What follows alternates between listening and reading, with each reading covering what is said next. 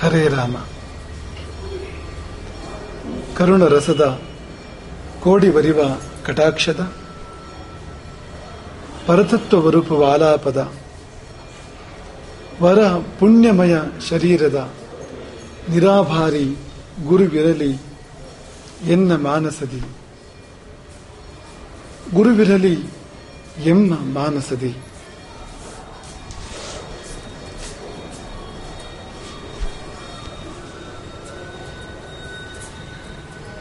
ಗುರುವಾದವನು ಧ್ಯಾನನಿಷ್ಠನಾಗಿರಬೇಕು. ಧ್ಯಾನನಿಷ್ಠಶ್ಚ, ಯಾರಿಗೆ ಧ್ಯಾನ ಗೊತ್ತಿಲ್ವೋ ಅವನು ಗುರುವಲ್ಲ. ಧ್ಯಾನ ಗೊತ್ತಿದ್ರೆ ಸಾಲದು, ಧ್ಯಾನ ಚೆನ್ನಾಗಿ ಗೊತ್ತಿರಬೇಕು. ಧ್ಯಾನದಲ್ಲಿ ಸಾಧನೆ ಬೇಕು. ಧ್ಯಾನ ನಿಷ್ಠಶ್ಚ, ಧ್ಯಾನದಲ್ಲಿ ನಿಷ್ಠೆ ಅದು ಬೇಕು. ಅದು ಇದ್ದವನು ಗುರು. ಒಂದು ಸಂಗತಿ ನಾವಿಲ್ಲಿ ಮನಸ್ಸಿಗೆ ತೆಗೆದುಕೊಳ್ಬೇಕು. ಅದು ಏನು ಅಂದ್ರೆ, ಅಧ್ಯಾತ್ಮದ ತಳಹದಿ ಇಲ್ಲದಿದ್ರೆ ಅದು ಶಿಕ್ಷಣ ಅಲ್ಲ. ಶಿಕ್ಷಣಕ್ಕೆ ಅಧ್ಯಾತ್ಮದ ತಳಹದಿ ಬೇಕು. ಹಾಗೆ ಅಧ್ಯಾತ್ಮದ ತಳಹದಿ ಇಲ್ಲದಿದ್ರೆ ಗುರುವಲ್ಲ. ನಮ್ಮಲ್ಲಿ ಆ ರೀತಿ ಭೇದ ಇಲ್ಲ. ಈಗ ಗುರು ಅಂದ್ರೆ, ಈಗ ಟೀಚರ್ ಅಂದ್ರೆ ಅವನಿಗೆ ಅಧ್ಯಾತ್ಮದ ಹಿನ್ನೆಲೆ ಇರಲೇಬೇಕು ಅಂತೇನಿಲ್ಲ.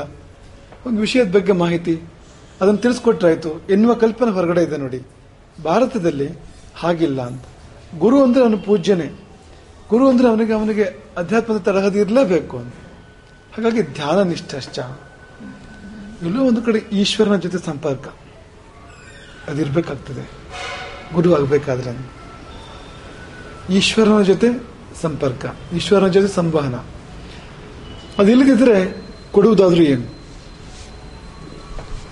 ಗುರುವಿನ ಮೂಲಕ ಈಶ್ವರನ ಹರಿಬೇಕು. ಈಶ್ವರನೇ ಜ್ಞಾನ. ಈಶ್ವರನ ಸ್ವರೂಪವನ್ನು ಜ್ಞಾನ ಮತ್ತು ಆನಂದ ಎಂಬುದಾಗಿ ನಿರೂಪಣೆ ಮಾಡಿದ್ದಾರೆ. ಜ್ಞಾನಾನಂದಮಯ ಈಶ್ವರ.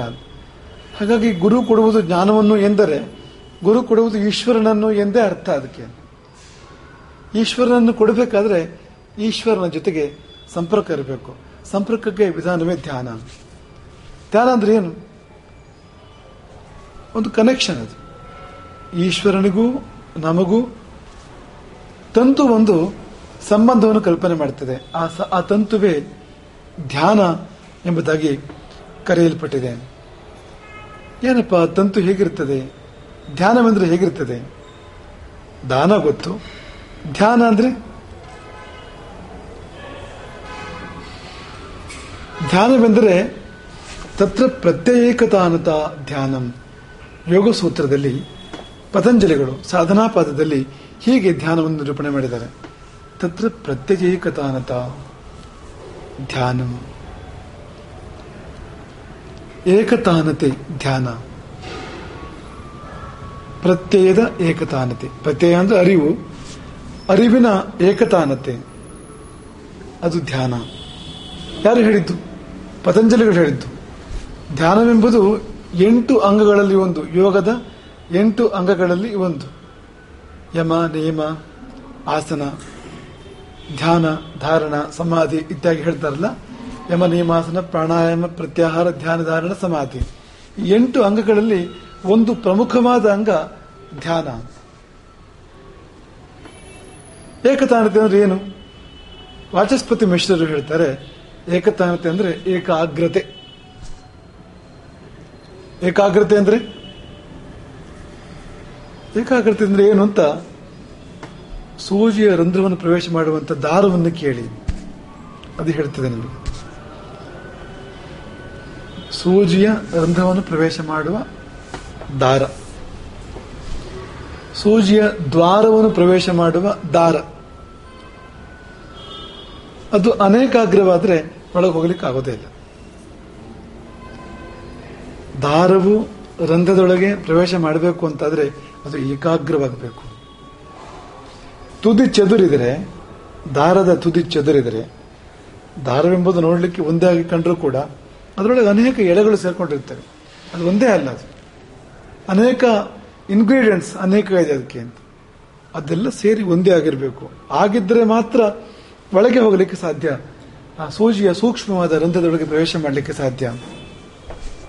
ಚದುರಿದ್ರೆ ಒಳಗೆ ಹೋಗೋದೇ ಇಲ್ಲ. ನಮ್ಮ ಉಪಾಧ್ಯಾಯರು ರಾಮಭದ್ರಾಚಾರ್ಯರು ಈ ಉದಾಹರಣೆ ಯಾವಾಗಲೂ ಕೊಡ್ತಾ ಇದ್ರು. ಅವರು ಸಾಮಾನ್ಯ ಹೆಣ್ಣುಮಗಳು ಹೊಲಿಗೆ ಮಾಡೋಳು, ಅವಳಿಗೆ ಗೊತ್ತು ಏಕಾಗ್ರತೆ ಅಂದ್ರೆ ಏನು ಅಂತ. ಅವಳಿಗೆ ಶಾಸ್ತ್ರದ ಪರಿಭಾಷೆಯಲ್ಲಿ ಹೇಳಲಿಕ್ಕೆ ಬರದೇ ಇರಬಹುದು, ಆದ್ರೆ ಅವಳು ಮಾಡ್ತಾಳೆ ಅದನ್ನ ಅಂತ. ದಾರವನ್ನು ಸೂಜಿಯೊಳಗೆ ಹಾಕ್ಲಿಕ್ಕೆ, ಆ ಸೂಜಿಯ ರಂಧ್ರದೊಳಗೆ ಪ್ರವೇಶ ಮಾಡಿಸ್ಲಿಕ್ಕೆ ಆಕೆ ಪ್ರಯತ್ನ ಪಡ್ತಾಳೆ. ಅದು ಚೆದರಿದ್ರೆ, ತುದಿ ಚೆದರಿದ್ರೆ ಆ ತುದಿಯನ್ನು ಒಂದು ಮಾಡ್ತಾಳೆ ಅವಳು. ಕೈಯಿಂದ ಚೂರು ನೀರು ಮುಟ್ಟಿ ಕೈಯಿಂದ ದಾರದ ತುದಿಯನ್ನು ಹೀಗೆ ನೇವರಿಸಿ ಅದು ಅನೇಕಾಗ್ರವಾಗಿದ್ದು ಏಕಾಗ್ರವಾಗುವಂತೆ ಮಾಡ್ತಾಳೆ. ಅದಾದ್ಮೇಲೆ ಪ್ರವೇಶ ಸುಲಭ ಅಂತ. ಹಾಗೆ ಭಗವನ್ ಮಾರ್ಗ ಇದೆಯಲ್ಲ, ಮೂಲಾಧಾರ, ಸ್ವಾಧಿಷ್ಠಾನ, ಮಣಿಪುರ, ಅನಾಹತ, ವಿಶುದ್ಧಿ, ಆಜ್ಞಾ, ಸಹಸ್ರಾರ ಎಂಬ ಸಪ್ತ ಚಕ್ರಗಳು. ಇಲ್ಲಿಂದ ಮೂಲಾಧಾರದಿಂದ ಮಸ್ತಿಷ್ಕದ ಮಹಾಮಸ್ತಿಷ್ಕದವರೆಗೆ ಈ ಬ್ರಹ್ಮ ಮಾರ್ಗ ಏನಿದೆ, ಈ ಭಗವಾನ್ ಮಾರ್ಗ ಏನಿದೆ, ಇದು ತುಂಬಾ ಸೂಕ್ಷ್ಮವಾಗಿರ್ತಕ್ಕಂಥದ್ದು. ಸೂಜಿಯ ರಂಧ್ರಕ್ಕಿಂತಲೂ ಎಷ್ಟೋ ಸೂಕ್ಷ್ಮ. ಇದರೊಳಗೆ ಪ್ರವೇಶ ಮಾಡಬೇಕಾದ್ರೆ ಆ ಮನಸ್ಸೆಂಬ ದಾರ, ಆ ಮನಸ್ಸೆಂಬ ಸೂತ್ರ ಒಂದು ಚೂರು ತುದಿ ಚೆದುರಿದ್ದರು, ಅನೇಕಾಗ್ರವಾಗಿದ್ರೂ ಸಾಧ್ಯವೇ ಇಲ್ಲ. ಪೂರ್ತಿ ಅದು ಏಕಾಗ್ರವಾದರೆ ಸಾಧನಾ ಮಾರ್ಗದಲ್ಲಿ, ಭಗವನ್ ಮಾರ್ಗದಲ್ಲಿ, ಬ್ರಹ್ಮ ಮಾರ್ಗದಲ್ಲಿ, ಮೂಲಾಧಾರದ ವಿವರದಲ್ಲಿ, ವಿವರ ಅಂದ್ರೆ ರಂಧ್ರ, ರಂಧ್ರದಲ್ಲಿ ಮನಸ್ಸು ಪ್ರವೇಶ ಮಾಡಲಿಕ್ಕೆ ಸಾಧ್ಯ. ಪ್ರವೇಶ ಮಾಡಿದ ಮತ್ತೆ ಮುಂದೆ ದೊಡ್ಡ ದೂರದ ಹಾದಿ ಇದೆ, ಆನಂದದ ಹಾದಿ ಇದೆ. ಅದೇನು ಬೇಸರ ತರಿಸುವ ಹಾದಿ ಅಲ್ಲ. ಪ್ರತಿಪದ ಮಹದಾನಂದ, ಹೆಜ್ಜೆ ಹೆಜ್ಜೆಗೆ ಮಹದಾನಂದ ಕೊಡ್ತಕ್ಕಂಥ ದೊಡ್ಡ ಪ್ರಯಾಣ ಇದೆ ಅಲ್ಲಿಂದ ಮುಂದಕ್ಕೆ. ಆದರೆ ಇದು ತುಂಬಾ ಅಗತ್ಯ ಬೇಕಾಗತಕ್ಕಂಥದ್ದು. ಏಕಾಗ್ರತೆ, ಏಕತಾನತೆ, ಅದು ಬೇಕಾಗುವಂಥದ್ದು. ಕನ್ನಡದಲ್ಲಿ ಏಕತಾನತೆ ಅಂದ್ರೆ ಏನು ಬೇಜಾರು ಬರ್ತದೆ ಅಂತ, ಅದೇನು ಏಕತಾನತೆ, ಅದು ಕ್ಲೀಶೆ ಅಂತ ಇನ್ನೊಂದು ಶಬ್ದ ಇದೆ. ಇಂಗ್ಲಿಷ್ ಸೇರ್ಸ್ಕೊಂಡು ಹೇಳ್ಬಿಡ್ತಾರೆ ಏಕತಾನತೆ, ಬೇಜಾರು ಬಂದ್ಬಿಡುತ್ತೆ. ಒಂದೇ ತರ ಹಾಡ್ತಾ ಇದ್ದ ನಿರಂತರವಾಗಿ, ಹಾಗಾಗಿ ಕೇಳೋಕೆ ಬೇಜಾರಾಯ್ತು ಅಂತ. ಆದರೆ ಈ ಓಂಕಾರದ ನಾದ ಇದೆಯಲ್ಲ, ಪ್ರಣವನಾದ, ಅದನ್ನು ಅನಾಹತನಾದ ಅಂತ ಕರೀತಾರೆ. ಅದು ಎಂದಿನಿಂದಲೂ ಎಂದಿನವರೆಗೂ ಒಂದೇ ರೀತಿಯೇ ಅದು ಅನಾದ. ಅಂದ್ರೆ ಅದ್ರಲ್ಲಿ ಎಷ್ಟು ಆನಂದ ಇದೆ, ಅತಿಶಯವಾಗಿರ್ತಕ್ಕಂಥ ಆನಂದವಿದೆ, ಏಕಾಗ್ರತೆಯನ್ನು ಕೊಡ್ತಕ್ಕಂಥದ್ದು. ಅನುದ್ದಿಷ್ಟ ವಿಷಯಕತ್ವೇ ಸತಿ ಉದ್ದಿಷ್ಟ ವಿಷಯಕ ಪ್ರತಿ ಪ್ರವಾಹ ಧ್ಯಾನಂ. ಇದು ಪಾತಂಜಲ ರಹಸ್ಯ ಎಂಬ ವ್ಯಾಖ್ಯಾನ ನಿರೂಪಣೆ ಮಾಡ್ತಾ ಇರ್ತಕ್ಕಂಥದ್ದು. ಅನುದ್ದಿಷ್ಟ ಅವಿಷಯಕತ್ವೇ ಸತಿ ಉದ್ದಿಷ್ಟ ವಿಷಯಕ ಪ್ರತ್ಯಯ ಪ್ರವಾಹ. ಇನ್ನು ಫ್ರೆಂಚ್ ಕೇಳಿದಾಗ ಆಗ್ತಾ ಇರ್ಬೋದಲ್ವಾ. ಧ್ಯಾನ ಅಂದ್ರೆ ಇದು ಅಂತ. ಅನುದ್ದಿಷ್ಟ ವಿಷಯಕತ್ವೇ ಸತಿ ಉದ್ದಿಷ್ಟ ವಿಷಯಕ ಪ್ರತ್ಯಯ ಪ್ರವಾಹ ಧ್ಯಾನಂ. ಈಗ ಗೊತ್ತಾಗಿರ್ಬೋದು. 3 ಸಾರಿ ಹೇಳಿದಾರ, 3 ಸಾರಿ ಎಲ್ಲ 300 ಸಾರಿ ಹೇಳಿದ್ರು ಗೊತ್ತಾಗೋದಿಲ್ಲ. ಅದು ಬಿಡಿಸಿ ಬಿಡಿಸಿ ಹೇಳಿದ ಹೊರತು ಅದು ಗೊತ್ತಾಗೋದಿಲ್ಲ. ಧ್ಯಾನ ಅಂದ್ರೆ ಪ್ರತ್ಯಯ ಪ್ರವಾಹ, ಅರಿವಿನ ಪ್ರವಾಹ. ಅದು ಅರಿವು ಅಂದ್ರೆ ಏನು? ಏನಾದ್ರು ಇರಲಿ, ಸರಳವಾಗಿ ಹೇಳೋದಾದ್ರೆ ನಮ್ಮಲ್ಲಿ ಭಾವಗಳು ಬರ್ತಾ ಇರ್ತವೆ, ಆಲೋಚನೆಗಳು ಬರ್ತಾ ಇರ್ತವೆ. ಒಂದೊಂದು ಆಲೋಚನೆ ಒಂದೊಂದು ಪ್ರತ್ಯಯ. ಅದು ಪ್ರತಿಯೊಂದು ಆಲೋಚನೆಯು ಯಾವುದಾದ್ರೂ ಒಂದು ವಿಷಯದ ಕುರಿತಾಗಿರ್ತದೆ, ಅದರ ಭಾನವನ್ನು ಉಂಟು ಮಾಡಿಕೊಡ್ತಾ ಇರ್ತದೆ ನಮಗೆ. ಪ್ರತ್ಯಯ ಅಂದ್ರೆ ಅದು ಜ್ಞಾನ, ಆಲೋಚನೆ, ಭಾವ, ಯೋಚನೆ. ಏನು ಯೋಚನೆ ಮಾಡ್ತಾ ಇದ್ದೀ ಅಂತ ಕೇಳ್ತೇವ್ರಿ ನಾವು. ಏನೋ ಯೋಚನೆ ಮಾಡ್ತಾ ಇರ್ತಾನೆ ಅವನು, ಏನೋ ಭಾವ ಬರ್ತಾ ಇರ್ತದೆ ಅವನಿಗೆ ಅಂತ. ಈ ಭಾವದ ಪ್ರವಾಹ ಧ್ಯಾನವೆಂದರೆ ಒಂದಾದ್ಮೇಲೆ ಭಾವಗಳು ಬರ್ತಾ ಇರಬೇಕು, ಆಲೋಚನೆಗಳು ಬರ್ತಾ ಇರಬೇಕು, ಬರ್ತಾನೆ ಇರ್ತವೆ. ನಾವು ಎಚ್ಚರವಾಗಿದ್ರೆ ಆಲೋಚನೆಗಳು ಒಂದಾದ ಮೇಲೊಂದು ಬರ್ತಾ ಇರ್ತವೆ, ತಡೆಯೇ ಇಲ್ಲ ಅದಕ್ಕೆ. ಎಚ್ಚರವಿದ್ದಷ್ಟು ಹೊತ್ತು ಒಂದಿಲ್ಲ ಒಂದು ಆಲೋಚನೆ ಅಲ್ವಾ, ಸುಮ್ಮನೆ ಇರ್ತದ ಮನಸ್ಸು ಅಂದ್ರೆ ಇರೋದೇ ಇಲ್ಲ. ಅದು ಏನ್ ಮಾಡ್ತಾ ಇರ್ತದೆ ಅಂದ್ರೆ ಭಾರಿ ಕೆಲಸ, ಅದಕ್ಕೆ ಪುರುಸೊತ್ತೇ ಇಲ್ಲ. ಎಚ್ಚರವಿರುವಷ್ಟು ಹೊತ್ತು ಪುರುಸೊತ್ತಿರದೇ ಇಲ್ಲ ಕೆಲಸ ಮಾಡ್ತಕ್ಕಂಥ ಯಾವ್ದಾದ್ರು ಒಂದು ವ್ಯವಸ್ಥೆ ಇದ್ರೆ ಅದು ಮನಸ್ಸು. ನಾವೆಲ್ಲ 8 ತಾಸು ಕೆಲಸ, 5 ತಾಸು ಕೆಲಸ, ವಾರದಲ್ಲಿ 2 ದಿನ ರಜೆ. ಇದಕ್ಕೆ ಪಾಪ ರಜೆಯೇ ಇಲ್ಲ. ಈ ಮನಸ್ಸು ಎಂಬ ಒಂದು ಚಾಕ್ರವಾನ್, ಒಬ್ಬ ನೌಕರ, ದುಡಿದು ದುಡಿದು ದುಡಿದು ದುಡಿದು ಪಾಪ ದಣಿಮೆ ಇಲ್ಲ ಅವನಿಗೆ. ಎಚ್ಚರವಿರುವಾಗ ಮಾತ್ರ ಅಲ್ಲ, ನೀವು ಮಲ್ಕೊಂಡ್ರು ಕೂಡ ನಿದ್ದೆ ಮಾಡ್ತಾ ಇದ್ರೆ ಮತ್ತೆ ಶುರುವಾಯಿತು. ಕಣ್ಣು ಮುಚ್ಕೊಂಡು ಏನೋ ಕನಸು, ಮತ್ತದೇ ಬೇರೆ ಬೇರೆ ಬೇರೆ ಬೇರೆ ಭಾವಗಳು ಬರ್ತಾ ಇರ್ತೇವೆ ನೋಡಿ. ಈ ಟಿವಿ ಆನ್ ಮಾಡಿದ್ರೆ 24x7 ಬರ್ತಾ ಇರ್ತದೆ ನೋಡಿ, ಒಂದಾದ್ಮೇಲೆ ಒಂದಾದ್ಮೇಲೆ. ಹಾಗೆ ಮನಸ್ಸು ಕೂಡ ಒಂದಾದ್ಮೇಲೆ ಭಾವಗಳು ಬರ್ತಾನೆ ಇರ್ತವೆ.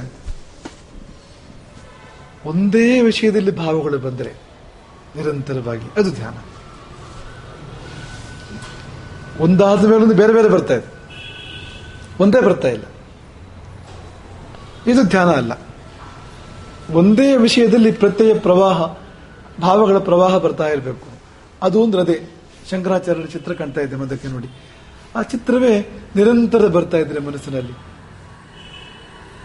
ಅದು ಧ್ಯಾನ. ಅದು ಹೇಗಿರ್ಬೇಕು ಅಂದ್ರೆ ಅನುದಿಷ್ಟ ಅವಿಷಯಕ ಅಂತ. ಯಾವುದು ನಮಗೆ ಧ್ಯಾನಕ್ಕೆ ಲಕ್ಷ್ಯ ಅಲ್ಲವೋ ಅಲ್ಲೆಲ್ಲೂ ಹೋಗಲೇಬಾರದು. ಯಾವುದು ಧ್ಯಾನಕ್ಕೆ ಲಕ್ಷ್ಯವೋ, ಈಗ ಶಂಕರಾಚಾರ್ಯರು ಧ್ಯಾನ ಮಾಡ್ತಾ ಇದ್ದೇವೆ, ಅದು ಧ್ಯಾನಕ್ಕೆ ಅದು ಬರ್ತಾ ಇರಬೇಕು, ಬೇರೆ ಯಾವುದು ಬರ್ತಾ ಇರಬಾರ್ದು. ಇದು ಧ್ಯಾನ. ಅಂದ್ರೆ ಒಂದು ವಿಷಯವನ್ನು ಭಾವಿಸಿದ್ರೆ ಅದನ್ನೇ ಭಾವಿಸ್ತಾ ಇರಬೇಕು, ಮಧ್ಯೆ ಬೇರೆ ಬರಬಾರ್ದು. ಶಿವ ಪೂಜೆಯಲ್ಲಿ ಕರಡಿ ಬಿಟ್ಟಾಗಿ ಮಧ್ಯೆ ಬೇರೆ ಯಾವುದು ಬರಬಾರದು. 10 ಕಡೆ ಹರಿಯುವ ಮನಸ್ಸನ್ನು ಒಂದೇ ಕಡೆ ಹರಿಸುವುದು ಧ್ಯಾನ. ಮನಸ್ಸನ್ನು ಹರಿಸುವುದೇ ಧ್ಯಾನ. ಆದ್ರೆ ಒಂದೇ ಕಡೆ ಹರಿಸಬೇಕು, 10 ಕಡೆ ಹರಿಸಬಾರದು, ಅದು ಧ್ಯಾನ. ಇದು ಏಕಾಗ್ರತೆ. ಏಕಾಗ್ರವೆಂಬುದು ಅರಿವಿನ ಮೂಲ. ಶಿಕ್ಷಕನಿಗೆ ಅರಿವು ಬೇಕು, ಶಿಕ್ಷಕ ಅರಿವನ್ನು ಪಡೆಯಬೇಕು, ಅರಿವನ್ನು ಹಂಚಬೇಕು. ಅದೇ ತಾನೇ ಶಿಕ್ಷಕ ಅಂದ್ರೆ. ಅರಿವು ನಮಗೆ ಮೂಡಬೇಕು ಅಂದ್ರೆ ಏಕಾಗ್ರತೆ ಬೇಕು. ಯೋಗಶಾಸ್ತ್ರ ಏನು ಹೇಳ್ತದೆ? ಯಾವುದಾದ್ರೂ ಒಂದು ವಸ್ತು, ಯಾವುದಾದ್ರೂ ಒಂದು ವಿಷಯ, ಅದರ ಮೇಲೆ ಮನಸ್ಸನ್ನು ಏಕಾಗ್ರಗೊಳಿಸಿದ್ರೆ, ಬೇರೆ ಆ ಕಡೆ ಈ ಕಡೆ ಹರಿಯದೆ ಒಂದೇ ಕಡೆ ನಿಲ್ಲುವಂತೆ ಮಾಡಿದ್ರೆ, ಆ ವಿಷಯದ ಸಾಕ್ಷಾತ್ಕಾರ ನಮ್ಗೆ ಉಂಟಾಗ್ತದೆ. ಅದು ದೇವರಾಗಿರ್ಬೋದು, ಜೀವರಾಗಿರ್ಬೋದು, ವಸ್ತು ಆಗಿರ್ಬೋದು, ಏನಾದರೂ ಆಗಿರ್ಬೋದು. ಒಂದು ಕಡೆ ಮನಸ್ಸು ನಿಂತರೆ ಆ ವಿಷಯದ ಮೇಲೆ ಪೂರ್ಣ ಸಾಕ್ಷಾತ್ಕಾರವನ್ನು, ಪೂರ್ಣ ಜ್ಞಾನವನ್ನು ಮನಸ್ಸು ಮಾಡಿಕೊಳ್ತದೆ ತಾನಾಗಿ. ಹಾಗಾಗಿ ಶಿಕ್ಷಕನಿಗೆ ಬೇಕು ಅದು. ತುಂಬಾ ಲೌಕಿಕವಾಗಿ ಆಲೋಚನೆ ಮಾಡಿದ್ರು ಕೂಡ ಅರ್ಥ ಆಗ್ತದೆ ನಮಗೆ. ಈಗ ಪರೀಕ್ಷೆಗೆ ಓದ್ತಾ ಇರ್ತೇವೆ, ಮನಸ್ಸು ಬೇರೆ ಕಡೆ ಹೋಗ್ತದೆ, ಓದಿದ್ದ ಅರ್ಥ ಆಗ್ತದಾ? ಆಗೋದಿಲ್ಲ ನೋಡಿ. ಓದಿಗೂ ಅದು. ಕೆಲಸ ಮಾಡಬೇಕಾದ್ರೂ ಹಾಗೆ ಏಕಾಗ್ರತೆ ಇರಬೇಕು, ಆ ಕೆಲಸದ ಕಡೆ ಗಮನ ಇರಬೇಕು. ಇದಾದ್ರೆ ಏನೋ ಮಾಡೋಕೆ ಹೋಗಿ ಏನೋ ಆಗ್ತದೆ. ಗಣಪತಿ ಮಾಡೋಕೆ ಹೋಗಿ ಹನುಮಂತನ ಮಾಡಿದ ಅನ್ನೋ ಹಾಗೆ ಆಗ್ಬೋದು ಅಂತ. ಯಾಕೆ ಮನಸ್ಸು ಬೇರೆ ಬೇರೆ ಕಡೆ ಹೋಗ್ತಾ ಇತ್ತು. ಹನುಮಂತನ ನೆನಪಾಯಿತು, ಬಾಲ ಬಿಡಿಸ್ಬಿಟ್ಟ ಅಲ್ಲಿ ಅಲ್ವಾ? ಆನೆ ಮುಖ ಬಿಡಿಸ್ಬೇಕಾಗಿತ್ತು, ಅಷ್ಟು ಹೊತ್ತಿಗೆ ಹನುಮಂತನ ನೆನಪಾಯಿತು, ಮಂಗದ ನೆನಪಾಯಿತು, ಮಂಗದ ಮುಖ ಬಿಡಿಸ್ಬಿಟ್ಟ. ಇದಿಲ್ಲದೆ ಬದುಕಿಲ್ಲ, ಏಕಾಗ್ರತೆ ಇಲ್ಲದೆ ಬದುಕಿಲ್ಲ. ನೀವು ಏನ್ ಮಾಡಬೇಕು ಅಂದ್ರೂ ಏಕಾಗ್ರತೆ ಬೇಕು, ಏನನ್ನು ಸಾಧಿಸಬೇಕು ಅಂದ್ರೂ ಏಕಾಗ್ರತೆ ಬೇಕು, ಏನನ್ನು ಅರ್ಥ ಮಾಡ್ಕೋಬೇಕು ಅಂದ್ರೂ ಅಲ್ಲಿ ಏಕಾಗ್ರತೆ ಬೇಕು. ಲೌಕಿಕಕ್ಕೆ ಬೇಕು, ಅಲೌಕಿಕಕ್ಕೆ ನೆಲೆಯ ವಿಷಯ, ಲೌಕಿಕಕ್ಕೆ ಬೇಕು ಅದು. ಹಾಗಾಗಿ ಪತಂಜಲಿಗಳು ಅದನ್ನ ತಮ್ಮ ಯೋಗ ಸೂತ್ರಗಳಲ್ಲಿ ವಿವರವಾಗಿ ನಿರೂಪಿಸಿದ್ದಾರೆ. ಒಂದು ಉದಾಹರಣೆ ನಾವು ಯಾವಾಗಲೂ ನೆನಪಿಸ್ಕೊಳ್ತಕ್ಕಂಥ ಉದಾಹರಣೆ ಇದು. ಈ ನದಿಗಳಲ್ಲಿ ಕಲ್ಲನ್ನು ಪ್ರವಾಹ ಪಡೆದಿರ್ತದೆ ನೋಡಿ. ನದಿಗಳಲ್ಲಿ ದೊಡ್ಡ ದೊಡ್ಡ ಬಂಡೆಗಳು ಕೊರೆಯಲ್ಪಟ್ಟಿರ್ತವೆ, ಬೇರೆ ಬೇರೆ ಆಕಾರದಲ್ಲಿ ಕೊರೆಯಲ್ಪಟ್ಟಿರ್ತವೆ. ಕೊರೆದವರು ಯಾರು ಅಂದ್ರೆ ನೀರು. ನೀರು ಹೇಗೆ ಕೊರೆಯಿತು? ನೀರು ಏನನ್ನು ತಂದು ಕೊರೆಯಿತು? ಕತ್ತಿ ತಗೊಂಬಂತ, ಅದು ಕೊಡ್ಲಿ ತಗೊಂಬಂತ, ಚಾಣ ಮತ್ತು ಉಳಿ ತಗೊಂಬಂತ. ಒಬ್ಬ ಶಿಲ್ಪಿ ಬಂಡೆಯನ್ನು ಕೆತ್ತನೆ ಮಾಡಬೇಕಾದ್ರೆ ಉಳಿ ಮತ್ತು ಚಾಣಗಳನ್ನು ಬಳಸ್ತಾನೆ. ಅದರಲ್ಲಿ ಹೊಡೆದು ಹೊಡೆದು ಹೊಡೆದು ಹೊಡೆದು ಕಲ್ಲನ್ನು ಕೊರೆಯುತ್ತಾನೆ, ಕಲ್ಲನ್ನು ಕೆತ್ತುತ್ತಾನೆ. ನೀರು ಯಾವ ಉಳಿಯನ್ನು, ಯಾವ ಚಾಣವನ್ನು ತೆಗೆದುಕೊಂಡು ಬಂದು ಕೆತ್ತಿ ಕೆತ್ತಿ ಕೆತ್ತಿ ಕೊರೆದು ಕೊರೆದು ಕೊರೆದು ರಂಧ್ರವನ್ನು ಮಾಡಿದೆ? ಯಾವುದಿಲ್ಲ. ನೀರು ಬೇರೆ ಯಾವ ಸಲಕರಣೆಯನ್ನು ಕೂಡ ಅಪೇಕ್ಷೆ ಪಡೋದಿಲ್ಲ, ಬೇರೆ ಯಾವುದನ್ನು ಬಳಸೋದಿಲ್ಲ. ತನ್ನನ್ನೇ ತಾನು ಬಳಸೋದು ಹೊರತು ಬೇರೆ ಏನನ್ನು ಬಳಸೋದೇ ಇಲ್ಲ. ನೀರಿಗೇನು ಕೈಕಾಲಿದ್ಯಾ? ಏನಿಲ್ಲ ನೋಡಿ. ಸರ್ವಾಂಗವೂ ಅದುವೇ, ಒಂದೇ ರೀತಿ, ಯಾವ ಕಡೆಯಿಂದ ನೋಡಿದ್ರು ಒಂದೇ ರೀತಿ ಅದು. ಆ ನೀರು ಏಕಾಗ್ರತೆಯ ಮೂಲಕವಾಗಿ ಬಂಡೆಯನ್ನು ಕೊರೆದಿದೆ. ನೀರೆಂಬ ನೀರು ಬಂಡೆ ಎಂಬ ಬಂಡೆಯನ್ನು ಕೊರೆಯಲಿಕ್ಕೆ ಸಾಧನವಾಗಿದ್ದು ಅನುದ್ದಿಷ್ಟಾಭಿಷೇಕತ್ವೇ ಸತಿ ಉದ್ದಿಷ್ಟ ವಿಷಯಕ ಪತಿಯೇ ಪ್ರವಾಹ ಅನ್ನುವ ಹಾಗೆ ಆ ಕಡೆ ಈ ಕಡೆ ಹೋಗದೆ ಅಲ್ಲೇ ನಿರಂತರ ಹೋಗ್ತಾ ಇತ್ತಲ್ಲ, ಕೊರೆದು ಹೋಯ್ತು ಬಂಡೆ. ನೀವು ಭಾವಿಸ್ಬೇಕು ಅಂತ, ಬಂಡೆ ಅಂದ್ರೆ ಎಷ್ಟು ಕಠಿಣ ಅದು, ನೀರು ಅಂದ್ರೆ ಎಷ್ಟು ಮೃದು ಅದು.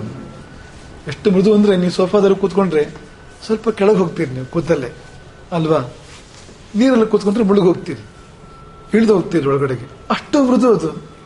ಅದರ ಅವಯವಗಳಿದೆಯಲ್ಲ ಅಷ್ಟು ಸಡಿಲ ಅಂತ, ಅದರೊಳಗೆ ಪ್ರವೇಶ ಮಾಡಬಹುದು. ನೀವು ಮೃದುವೆಂದು ಮೃದು ಅಂತ ಪರಿಭಾಷೆ ಮಾಡ್ತಕ್ಕಂಥ ಯಾವ ವಸ್ತುವು ಕೂಡ ಎಷ್ಟು ಮೃದುವಲ್ಲ. ಕೂತಲ್ಲಿ ಸ್ವಲ್ಪ ಕೆಳಗೆ ಹೋಗ್ಬೋದು ಅಷ್ಟೇ, ಒಳಗೆ ಹೋಗೋಕ್ಕಾಗೋದಿಲ್ಲ ಅಂತ. ಒಳಗೆ ಹೋಗಬೇಕಾದ್ರೆ ಮೃದುತ್ವದ ಪರಾಕಾಷ್ಠೆ ಅದು ಅಂತ ಬಿಟ್ಟು ಕೊಡ್ತದೆ. ಅದು ಅವಯವಗಳು ಶಿಥಿಲವಾಗಿ ಬಿಟ್ಕೊಡ್ತದೆ ಒಳಗಡೆ ಹೋಗೋದಕ್ಕೆ. ಇಂಥ ನೀರು ಕೂಡ ಬಂಡೆ ಕೊರಿಬಹುದು. ಬಂಡೆ ಅಂದ್ರೆ ಏನು, ಗಟ್ಟಿ. ಬಂಡೆಯೊಳಗೆ ಯಾವುದು ಪ್ರವೇಶ ಮಾಡೋಕ್ಕೆ ಸಾಧ್ಯ ಇಲ್ಲ, ಬಿಟ್ಕೊಡೋದಿಲ್ಲ. ಅದು ಬಲಪ್ರಯೋಗ ಮಾಡಿದ್ರು ಕೂಡ ಬಿಟ್ಕೊಡೋದಿಲ್ಲ. ಇಂಥ ಬಂಡೆಯೊಳಗೆ ದಾರಿಯಾಗಿದ್ದು ಹೇಗೆ ಅಂದ್ರೆ ನೀರಿನ ಕಾಠಿಣ್ಯದಿಂದ ಅಲ್ಲ, ಅದು ನೀರಿನ ನಿರಂತರತೆಯಿಂದ, ನೀರಿನ ಏಕಾಗ್ರತೆಯಿಂದ ಅದೇ ದಾರಿಯಲ್ಲಿ ಹಾಗೆಯೇ ನಿರಂತರವಾಗಿ ಹೋಗಿ ಹೋಗಿ ಹೋಗಿ ಬಂಡೆಗೆ ತಾಗಿ ತಾಗಿ ತಾಗಿ ತಾಗಿ ತಾಗಿ ತಾಗಿ ಬಂಡೆಯೊಳಗೆ ನೀರು ಹೋಯಿತು, ಬಂಡೆಯನ್ನು ಕೂಡ ಕೊರೆಯಿತು. ಕೆಲವು ನದಿಗಳಲ್ಲಿ ನಾವು ಸುಂದರವಾದ ಆ ವಿನ್ಯಾಸಗಳನ್ನು, ಚಿತ್ತಾರಗಳನ್ನು ಕಾಣ್ತೇವೆ, ಬಂಡೆಗಳು ಕೊರೆದಿದ್ದು ಕಾಣ್ತೇವೆ ನಾವು. ಎಷ್ಟು ಅದ್ಭುತ. ನರ್ಮದಾ ನದಿ ನೋಡಬೇಕು. ನರ್ಮದಾ ನದಿಯ ಕೆಲವು ಪ್ರದೇಶಗಳಲ್ಲಿ, ಇಕ್ಕೆಗಳಲ್ಲಿ ಅಷ್ಟೆತ್ತರ ಬಂಡೆ, ಎರಡೂ ಕಡೆಯಿಂದ ಗೋಡೆ ತರ, ಎರಡೂ ಕಡೆ ಗೋಡೆ ತರ ಅಷ್ಟೇ ಎತ್ತರ, 100 ಅಡಿಗಳ ಎತ್ತರ.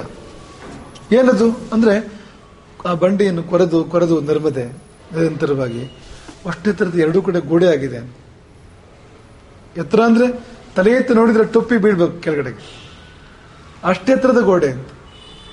ಅಂದ್ರೆ ಅಂತ ದೊಡ್ಡ ಬಂಡೆಯನ್ನ, ಅಂತ ದೊಡ್ಡ ಆ ಒಂದು ಶಿಲಾ ಸಂಕಟವನ್ನು ಕೊರೆದಿದೆ ನರ್ಮದೆ ಅಂತ. ಹೇಗೆ ಅಂದ್ರೆ ಏಕಾಗ್ರತೆಯಿಂದ. ನೀವು ಏಕಾಗ್ರತೆಯಿಂದ ನದಿಯಂತ ನದಿ, ನೀರಿನಂತ ನೀರು, ಬಂಡೆಯನ್ನು ಕೊರೆಯಬಹುದು ಅಂದ್ರೆ ನಿಮಗೆ ಸಾಧನೆ ಮಾಡೋಕೆ ಸಾಧ್ಯ ಆಗದೆ ಇರೋದೇನು.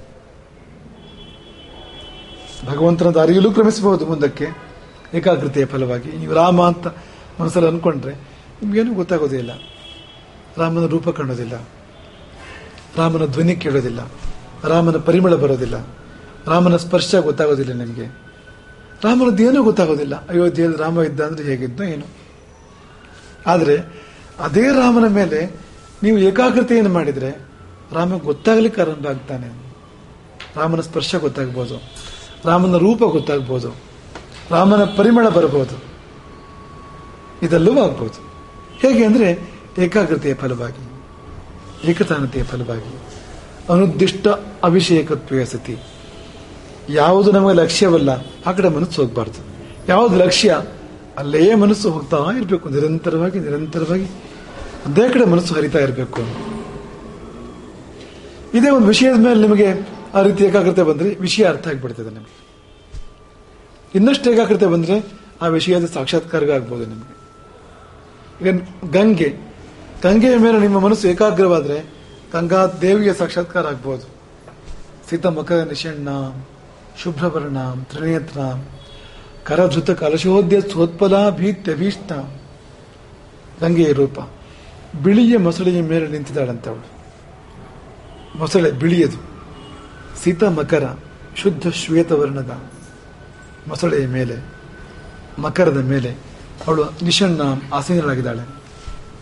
ಶುಭ್ರವರ್ಣ ಸ್ವಚ್ಛ ಬಿಳಿಯ ಬಣ್ಣ, ತ್ರಿನೇತ್ರ 3 ಕಣ್ಣುಗಳು, ಕರಧೃತ ಕಲಶ ಕೈಯಲ್ಲಿ ಕಲಶ ಇದೆ ಅಂತೆ, ಗಂಗೋದಕ ಬರ್ತಕ್ಕಂಥ ಕಲಶ ಕೈಯಲ್ಲಿದೆ, ಕಮಲವಿದೆ ಕೈಯಲ್ಲಿ, ಅಭೀತಿ ಅಭಯ ಇದೆ, ಅಭಯ ವರದ ಇದೆರಡೂ ಇದೆ, ಅಭಯ ಮುದ್ರೆ ವರದ ಮುದ್ರೆ. ಹಾಗೆ ಕಲಶ ಮತ್ತು ಕಮಲಗಳು ಇರುವಂತಹ ಗಂಗೆಯ ಮೂರ್ತಿ ಸಾಕ್ಷಾತ್ಕಾರವಾಗಬಹುದು. ನೀರಿನ ಮೇಲೆ ನೀವು ನಿಮ್ಮ ಮನಸ್ಸನ್ನು ಕೇಂದ್ರೀಕರಿಸಿದ್ರೆ ನೀರು ಗಂಗೆಯ ಬಾಹ್ಯ ರೂಪ, ಆಂತರ ರೂಪ ಆ ಗಂಗಾದೇವಿ ಸಗುಣ ಸಾಕಾರ ರೂಪ. ಇನ್ನೂ ನಿಮ್ಮ ಏಕಾಗ್ರತೆಯನ್ನು ಮುಂದುವರಿಸಿದರೆ ಬ್ರಹ್ಮ ಚೈತನ್ಯ, ಕರಗಿ ಹರಿಯುವ ಬ್ರಹ್ಮ ಚೈತನ್ಯ, ಆ ಚೈತನ್ಯದ ಸಾಕ್ಷಾತ್ಕಾರವಾಗಬಹುದು. ಪರಂಜ್ಯೋತಿಯ ಪರಮ ಪ್ರವಾಹದ ಸಾಕ್ಷಾತ್ಕಾರವಾಗಬಹುದು. ಅಲ್ಲಿಗೆ ಮುಗೀತು, ಮತ್ತೆ ನೀವು ಸಾಕ್ಷಾತ್ಕಾರ ಮಾಡಬೇಕಾದ್ದೇನಿಲ್ಲ. ಇದು ಧ್ಯಾನವೆಂದರೆ. ಯಾಕಂದು ಅಂದ್ರೆ ಇದು ಒಂದು ಕೀಲಿಕೆ ಸಿಕ್ಕಿದ್ರೆ, ಏಕಾಗ್ರತೆ ಎಂಬ ಕೀಲಿಕೆ ನಮಗೆ ಸಿದ್ಧಿಸಿದರೆ ಎಲ್ಲ ಬೀಗಗಳು ತೆರಿಬಹುದು. ಚರಾಚರ ಸೃಷ್ಟಿಯ ಎಲ್ಲ ಬೀಗಗಳು, ಎಲ್ಲ ಜಟಿಲಗಳು, ಎಲ್ಲ ಗಂಟುಗಳು, ಗ್ರಂಥಿಗಳು ತೆರೆದುಕೊಳ್ಳಬಹುದು ನಿಮ್ಮ ಮುಂದೆ. ಅಲ್ಲಿ ನಿಮ್ಮ ಮನಸ್ಸನ್ನು ಏಕಾಗ್ರ ಮಾಡಿದ್ರೆ ಸಾಕು. ಎಂಥ ಒಂದು ಉಪಕರಣ ನಿಮ್ಮ ಕೈಯಲ್ಲಿದೆ ನೋಡಿ. ಏನದು? ಅಂತಃಕರಣ, ನಿಮ್ಮ ಮನಸ್ಸು. ನಿಮ್ಮ ಮನಸ್ಸನ್ನು ಮಾಧ್ಯಮವಾಗಿ ಬಳಸಿ ನೀವು ಅದನ್ನು ಎಲ್ಲಿ ಫೋಕಸ್ ಮಾಡಿದರೋ, ಎಲ್ಲಿ ನಿಮ್ಮ ಮನಸ್ಸನ್ನು ಸ್ಥಿರಗೊಳಿಸಿದ್ರು, ಅದು ನಿಮಗೆ ಸಾಕ್ಷಾತ್ಕಾರವಾಗ್ತದೆ. ಅದರ ತತ್ವ, ಅದರ ಒಳರೂಪ, ಅದರ ಒಳಗಿನ ಪರಮಾತ್ಮನವರಿಗೆ ಎಲ್ಲವನ್ನು ಬಿಚ್ಚಿ ತೋರಿಸ್ತದೆ. ಅದು ಅಂತ ತನ್ನನ್ನು ತಾನು ಪ್ರಕೃತಿ ಪೂರ್ತಿ ತೆರೆದು ತೋರಿಸ್ತದೆ, ತನ್ನೊಳಗೆ ಏನಿದೆ ಎಲ್ಲವನ್ನು ಕೂಡ. ಅದಕ್ಕೆ ಬೇಕು ಏಕಾಗ್ರತೆ. ಮತ್ತೆ ಇದೊಂದು ನಮಗೆ ಪ್ರಿಯವಾದ ದೃಷ್ಟಾಂತ. ಅದನ್ನು ಹೇಳದಿದ್ರೆ ಸಮಾಧಾನ ಆಗೋದಿಲ್ಲ ನಮಗೆ. ಹಾಗಾಗಿ ಅದೊಂದು ದೃಷ್ಟಾಂತವನ್ನು ಹೇಳ್ತೇವೆ. ನಿಮಗೇನು ಹತ್ತರಿ ಕೇಳರು ಕೂಡ ಕೇಳುವಂಥದ್ದೇ ಅದಂತ. ಅದು ದ್ರೋಣಾಚಾರ್ಯರು ಮತ್ತು ಅವರ ಶಿಷ್ಯರು ಮತ್ತು ವಿದ್ಯಾಭ್ಯಾಸ ಮತ್ತು ಏಕಾಗ್ರತೆ, ಗುರುಕುಲ ಮತ್ತು ಏಕಾಗ್ರತೆ, ಧ್ಯಾನನಿಷ್ಠಶ್ಚ. ಗುರು ಧ್ಯಾನನಿಷ್ಠನಾಗಿರಬೇಕು ಅನ್ನೋದು ನಿಮ್ಗೆ ಅರ್ಥ ಆಗಬೇಕಾದ್ರೆ ಈ ಉದಾಹರಣೆ ಅರ್ಥ ಆಗಬೇಕು. ದ್ರೋಣಾಚಾರ್ಯರ ಗುರುಕುಲ, ದ್ರೋಣಾಚಾರ್ಯರ ಗುರುಗಳು, ಅವರ ಶಿಷ್ಯರು ಕೌರವರು, ಪಾಂಡವರು. 105 ಕೌರವ ಪಾಂಡವರು, 100 ಮಂದಿ ಕೌರವರು, 5 ಮಂದಿ ಪಾಂಡವರು, ಇನ್ನೂ ಅನೇಕರು. ಬೇರೆ ಬೇರೆ ಶಸ್ತ್ರವಿದ್ಯೆಗಳನ್ನ ದ್ರೋಣಾಚಾರ್ಯರು ಅಭ್ಯಾಸ ಮಾಡಿಸ್ತಾ ಇದ್ರು. ಬಿಲ್ವಿದ್ಯೆ ವಿಶೇಷ.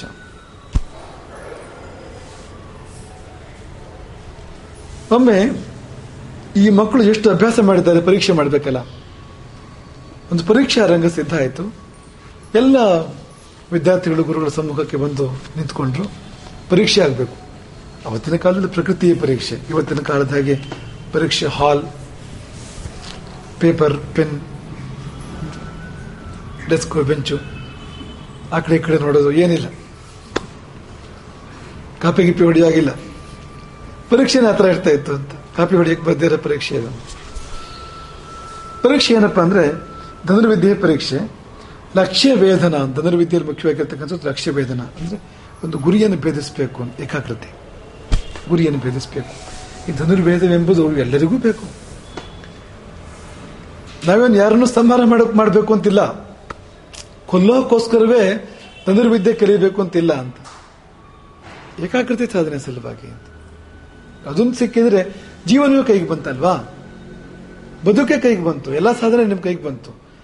ಎಲ್ಲ ಸಾಧನೆ ಕೈಗೆ ಬರಬೇಕು ಅಂದ್ರೆ ಏಕಾಗ್ರತೆ ಬೇಕು. ಏಕಾಗ್ರತೆ ಕಲಿಯೋದು ಧನುರ್ವಿದ್ಯೆಯಲ್ಲಿ. ಹಾಗಾಗಿ ಲಕ್ಷ್ಯ ವೇದನ. ದ್ರೋಣಾಚಾರ್ಯರು ನಿಮ್ಗೆಲ್ಲ ಗೊತ್ತೇ ಇದೆ ಆ ಕಥೆ. ಮರದ ಮೇಲೆ ಪಕ್ಷಿಯ ಗೊಂಬೆ, ಆ ಪಕ್ಷಿಯ ಗೊಂಬೆಯ ಕಣ್ಣನ್ನು ಭೇದಿಸಬೇಕು, ಬಾಣ ಪ್ರಯೋಗ ಮಾಡಿ ಕಣ್ಣನ್ನು ಭೇದಿಸಬೇಕು. ಇದು ಪರೀಕ್ಷೆ.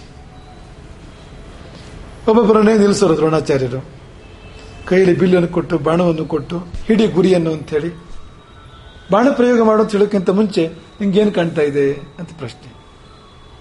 ದುರ್ಯೋಧನನನ್ನು ನಿಲ್ಲಿಸಿ ಕೈಯಲ್ಲಿ ಬಿಲ್ಲು ಕೊಟ್ಟು, ಬಾಣ ಕೊಟ್ಟು, ಆ ಪಕ್ಷಿ ಕಣ್ಣನ್ನು ಭೇದಿಸಬೇಕು ಎಂಬುದಾಗಿ ಹೇಳಿ, ಈಗ ಹೇಳು ಏನು ಕಾಣ್ತಾ ಇದೆ ನಿನಗೆ ಅಂದ್ರೆ, ಗುರುಗಳ ನೀವು ಕಾಣ್ತಾ ಇದ್ದೀರಿ. ಧರ್ಮರಾಜ ಕಾಣ್ತಾ ಇದ್ದಾನೆ, ಆ ಹಾಳು ಭೀಮ ಕಾಣ್ತಾ ಇದ್ದಾನೆ ಪಕ್ಕದಲ್ಲಿ, ಭೀಮಾಕಾರ. ನಮ್ಮ ತಮ್ಮ ದುಶ್ಯಾಸನ ಕಾಣ್ತಾ ಇದ್ದಾನೆ. ಮರ, ಗಿಡ, ಪಕ್ಷಿಗಳು, ಜಲಪ್ರವಾಹ, ಒಂದು ಸೊಳ್ಳೆವರೆಗೆ ಅವನಿಗೆ ಯಾವುದೂ ಕಾಣದೆ ಬಿಡಲಿಲ್ಲ ದುರ್ಯೋಧನನಿಗೆ. ದ್ರೋಣಾಚಾರ್ಯ ಹೇಳಿದ್ರು, ನಿನ್ನ ಬಿಲ್ಲಿಡು, ನೀನು ಬಾಣ ಬಿಟ್ರೆ ಬಾಣ ಹೋಗಿ ಗುರಿ ಏನೋ ಬೇಯಿಸೋದಿಲ್ಲ. ನಾ ಈಗಲೇ ಫಲಿತಾಂಶ ಹೇಳಾಯ್ತು ನಿನಗೆ ಅಂತ. ಪರೀಕ್ಷೆ ಪೂರ್ತಿ ಮಾಡೋಕ್ಕಿಂತ ಮುಂಚೆನೆ ದ್ರೋಣಾಚಾರ್ಯರು ಮಾರ್ಕ್ಸ್ ಕೊಟ್ಟಾಯ್ತು. ಅಲ್ಲ, ಮಾರ್ಕ್ಸ್ ಕೊಟ್ಟಿಲ್ಲ, ಫೇಲ್ ಮಾಡಿ ಆಯ್ತು ದುರ್ಯೋಧನನನ್ನು. ಒಬ್ಬೊಬ್ಬರನ್ನೇ ಕರೆದು ನಿಲ್ಲಿಸಿ ಕೈಯಲ್ಲಿ ಬಿಲ್ಲು ಬಾಣ ಕೊಟ್ಟು ಪಕ್ಷಿ ಗೊಂಬೆ ಕಣ್ಣನ್ನು ತೋರಿಸಿ ಇದೇ ಪ್ರಶ್ನೆ ಕೇಳಿದ್ರು, ಏನ್ ಕಾಣ್ತಾ ಇದೆ?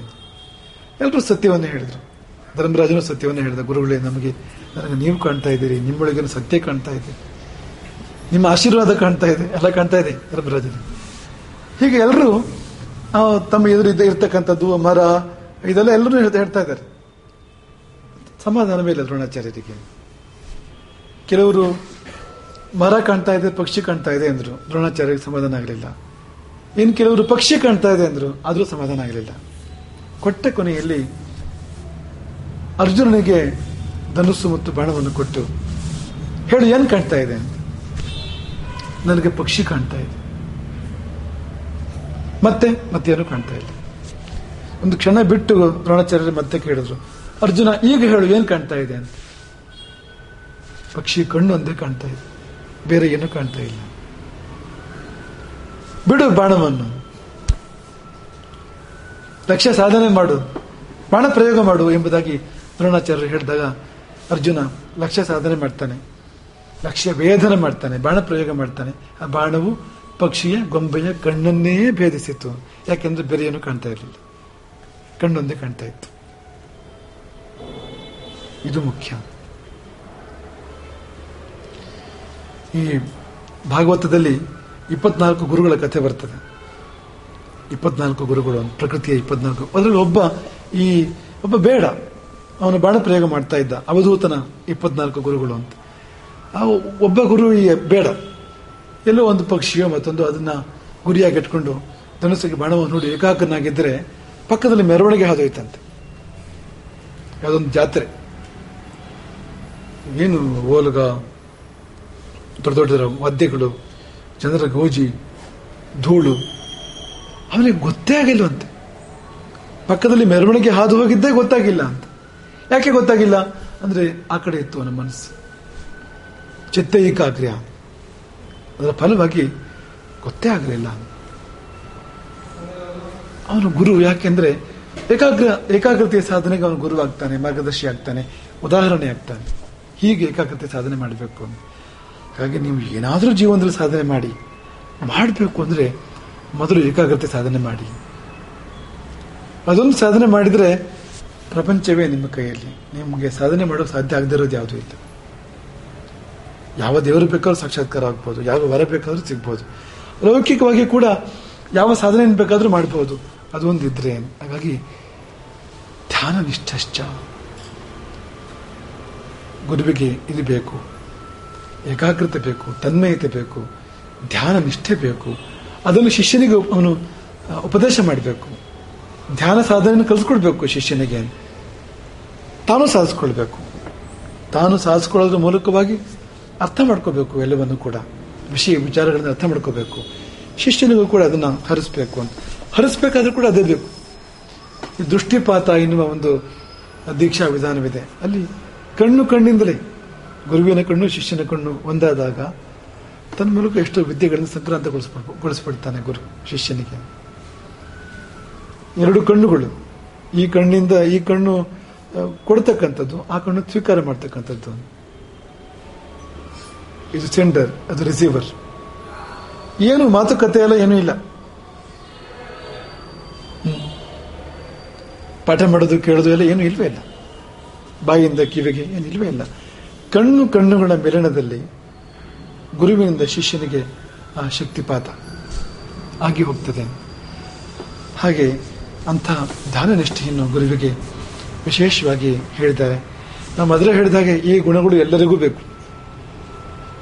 ಮನುಷ್ಯ ಮಾತ್ರ ಎಲ್ಲವನಿಗೂ ಬೇಕು, ಗುರುವಿಗೆ ವಿಶೇಷವಾಗಿ ಬೇಕು. ಯಾರಿಗೆ ಧ್ಯಾನ ಇಲ್ಲವೋ ಅವನು ಗುರುವಲ್ಲ, ಅವನು ಸುಮ್ಮನೆ ಗುರು. ಅಂಥವರನ್ನು ಗುರುವಾಗಿ ಸ್ವೀಕಾರ ಮಾಡಲು ಕೂಡ ಬಾರದು ಅಂತ. ಹಾಗಾಗಿ ಧ್ಯಾನವೇ ಗುರು, ಧ್ಯಾನ ನಿಷ್ಠನೇ ಗುರು, ಧ್ಯಾನ ಸಿದ್ಧನೇ ಗುರು, ಧ್ಯಾನವೇ ಸಾಧನೆ. ಧ್ಯಾನದ ಮೂಲಕ ಜ್ಞಾನ, ಧ್ಯಾನವೇ ಜ್ಞಾನಕ್ಕೆ ಸೋಪಾನ. ಹರೇ ರಾಮ.